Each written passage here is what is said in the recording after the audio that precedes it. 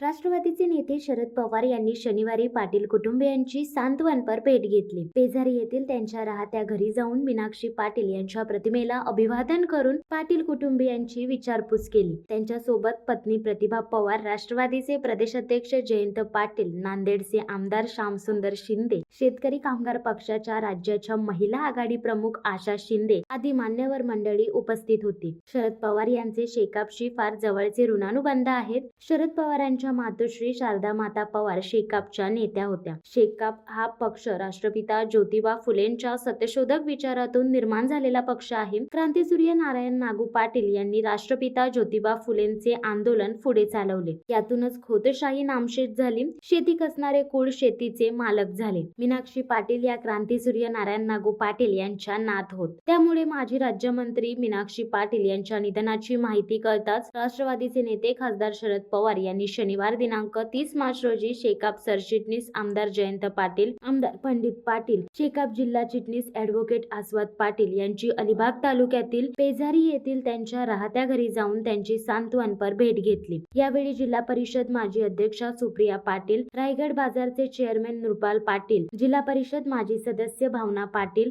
शेकाप महिला आघाडी प्रमुख चित्रलेखा पाटील, जिल्हा परिषद माजी अर्थसभापती चित्रा पाटील, सवाई पाटील आदी पाटील कुटुंबीय व कार्यकर्ते उपस्थित होते. शिवसत्ता टाइम्स न्यूज ब्युरो, अलिबाग.